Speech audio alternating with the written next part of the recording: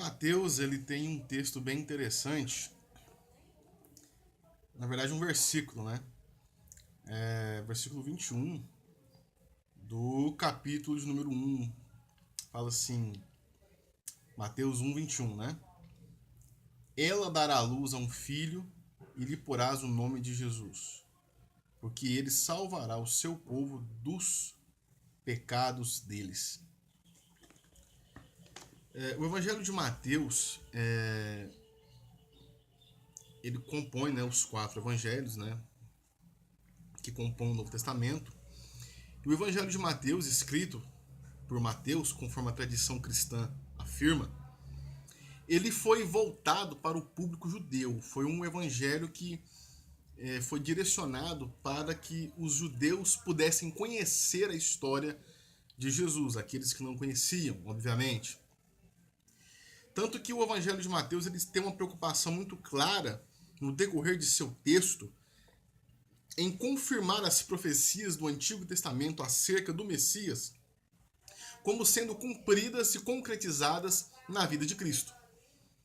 Mateus ele quer mostrar para os judeus que Cristo era o Messias, o Deus prometido, né, o Deus encarnado, né, o Salvador prometido. O Salvador que foi prometido tanto no livro do profeta Isaías, ele se concretiza e se revela em Cristo. E o Salvador ele vem para isso, ele vem para nos salvar. E aqui uma coisa interessante, nós não temos condições algumas de nos salvar. Existe um ponto da teologia reformada, o primeiro ponto, tanto da teologia reformada como também da teologia arminiana, no quesito soteriologia, na doutrina da salvação. Quando se fala de doutrina da salvação, existe um ponto que arminianos e calvinistas vão concordar. É que o homem ele é incapaz de crer por si mesmo. O ser humano é incapaz de se salvar. Porque com a queda, com o pecado de Adão, o ser humano ele se encontra hoje em um estado totalmente afastado de Deus. O ser humano ele é privado de todo e qualquer sentido acerca de Deus. O ser humano, por mais que ele foi criado com uma imagem e também a semelhança do Criador, o ser humano com o pecado, ele se corrompeu de certa forma que ele se encontra morto espiritualmente. E aqueles que estão espiritualmente mortos, eles não podem crer. Por isso que nem eu nem você temos condições algumas de dizer que nós cremos por nós mesmos. Porque se nós pudéssemos crer por nós mesmos e nos arrepender por nós mesmos, usando méritos nossos, não precisaríamos de um Salvador. Esse versículo 21 do capítulo 1 de Mateus, ele não precisava estar aqui dizendo que Jesus salvaria o seu povo dos pecados. Não. Porque se eu sou bom o suficiente para crer, ou se existe algum tipo de bondade em mim para crer por mim mesmo, por que eu preciso de um Salvador? Ou mais do que isso, por que eu preciso de uma ação do Espírito Santo para me convencer do meu pecado? Pois é isso que o Espírito Santo faz. Se você for olhar, se eu não me engano, o Evangelho de João 16, o Espírito Santo vem para convencer o homem do pecado, da justiça e do juízo.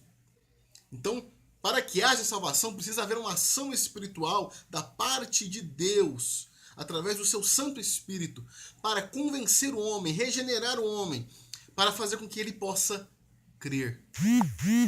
Nós não podemos nos salvar a nós mesmos. Né? Eu não posso me salvar. O pecado me tomou todo o discernimento espiritual.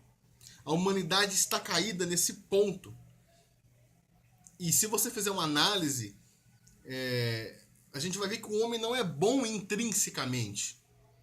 Thomas Hobbes, no seu livro Leviatã, que é um livro de ciência política, ele vai dizer que o homem é lobo do próprio homem, que se não fosse o homem tentar construir o Estado para tentar organizar a sociedade, o homem ele ia se destruir, ele ia entrar numa viagem de autodestruição, era um matando o outro, ia ser uma loucura. É por isso que eu e você precisamos de Cristo. É por isso que eu e você precisamos ter consciência de que somente Cristo pode nos regenerar, somente Cristo pode nos salvar e nos dar condições de crer. Pois nós, como humanidade, como raça humana que pecou, já estamos condenados. Já estamos condenados.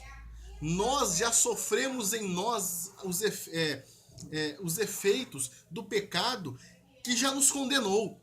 É por isso que a salvação de Cristo nos liberta do pecado. Cristo vem nos tirar, primeira coisa, a culpa do pecado.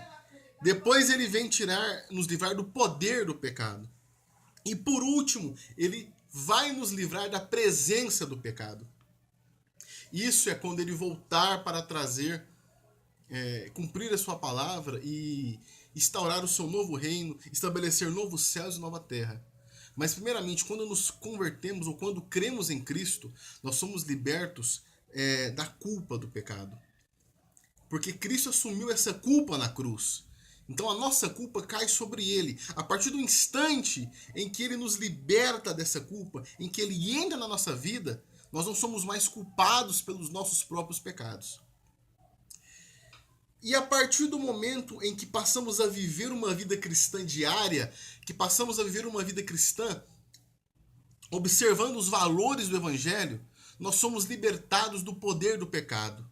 E esse é um processo que vai durar por toda a nossa existência, por toda a nossa vida. Porque é uma luta diária do velho homem contra o novo homem, da carne contra o espírito. É como Paulo disse: o bem que quero fazer eu não faço, mas o mal que não quero fazer eu faço. É uma luta constante, porque ainda somos seres humanos pecadores, mas não mais culpados se cremos em Cristo. E se somos pessoas salvas em Cristo, o poder do pecado ele não vai exercer mais sobre nós um domínio, porque nós vamos lutar contra esse domínio, porque nós queremos agora agradar a Deus. Se você é cristão e não tem essa consciência de que você precisa viver uma vida cristã íntegra, você precisa rever seus conceitos de cristão.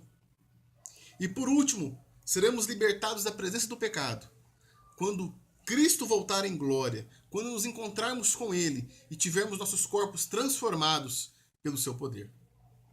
Por isso, meu amigo, eu e você precisamos de um Salvador. Por isso, eu e você temos que agradecer a Deus e glorificar a Deus. Porque um dia Cristo nasceu, como diz o versículo. Um dia Maria deu à luz a uma criança. Um dia Maria, ela foi mãe de uma criança que teve o nome Jesus, foi chamada de Jesus, e que salvou o seu povo do seu próprio pecado. Eu e você somos salvos por Cristo.